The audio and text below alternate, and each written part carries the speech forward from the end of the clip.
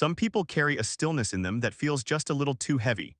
You've seen them maybe across a dinner table, maybe in the mirror on a Tuesday morning, people who seem fine, who function, who laugh at the right moments, but behind their eyes lives something unresolved. Something old, something that never quite got a name.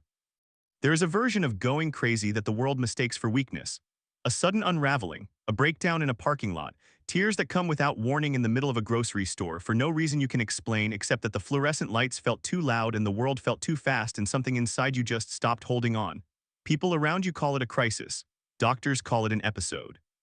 But if you slow down long enough to trace it backward, what you find at the root is not weakness at all. What you find is a person who held on for too long. The mind does not break suddenly. That is the quiet truth most people never learn. It bends slowly for years.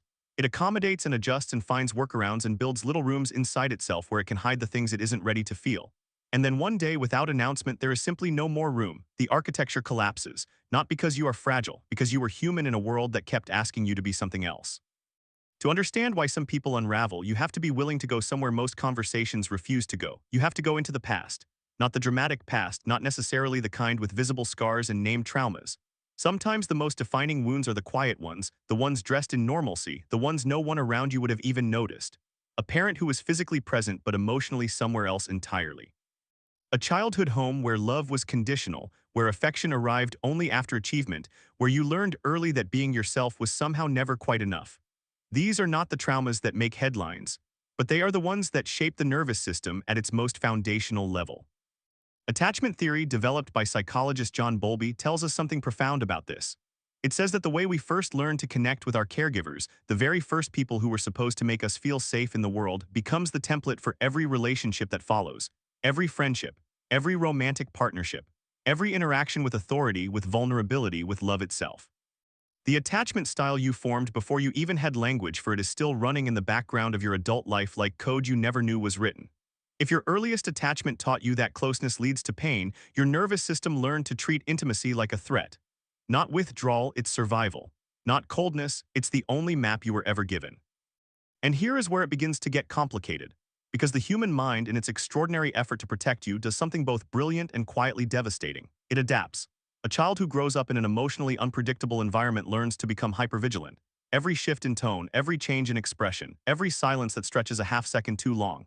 Their nervous system becomes finely tuned to threat, scanning constantly, reading rooms the way others read books. And for a while this works. This vigilance keeps them safe. It helps them navigate the unpredictable. They become perceptive, intuitive, emotionally intelligent in ways their peers are not, but there is a cost. The nervous system was not designed to be perpetually alert. It exhausts itself. And the very skill that once protected the child becomes, in adulthood, the anxiety that will not quiet down.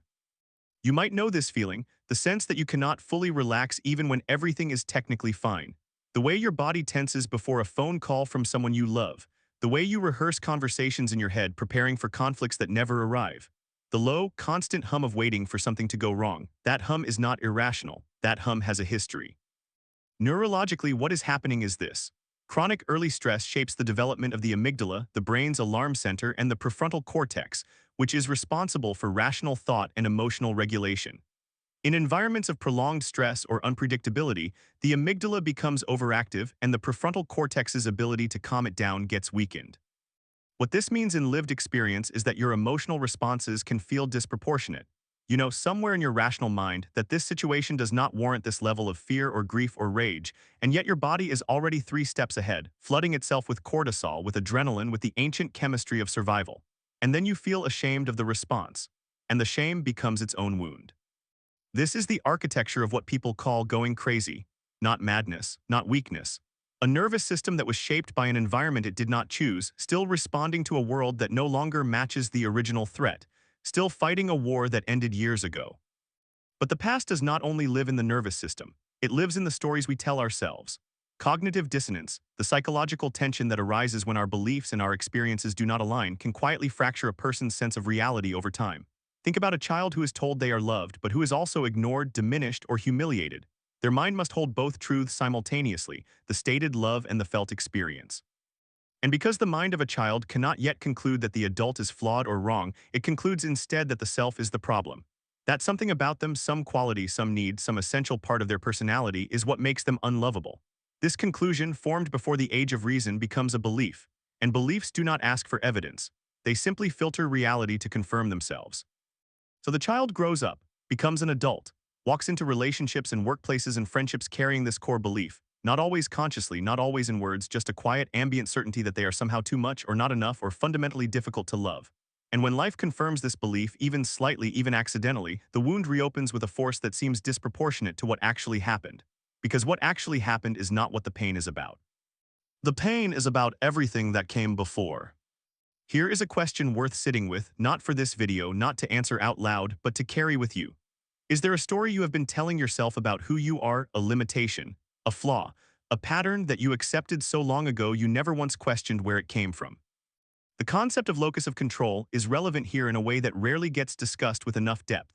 People who grew up in chaotic or controlling environments often develop what psychologists call an external locus of control, the belief that outcomes in their life are determined by forces outside themselves, by luck, by other people, by circumstances they cannot influence. This is not a character flaw. It was a reasonable conclusion drawn from a very specific set of experiences. When you grew up in an environment where your efforts and your goodness and your needs made no reliable difference, where the emotional weather of your home was determined entirely by someone else's unprocessed pain, of course you concluded that you had no real power. Of course, the world felt like something that happened to you rather than something you moved through with agency. But this conclusion, once embedded, becomes its own kind of prison, because the person who believes they have no power stops trying in ways that are invisible even to themselves. They wait, they endure, they adapt endlessly to everyone around them while quietly losing the thread of who they are and what they actually want. And then one day the loss of self becomes undeniable, not emptiness, it's erasure. Not drifting, it's disappearing. Dopamine plays a role in this story too, and not in the way it usually gets discussed. Dopamine is the brain's reward chemical, yes, but more precisely, it is the chemical of anticipation, of seeking, of hope.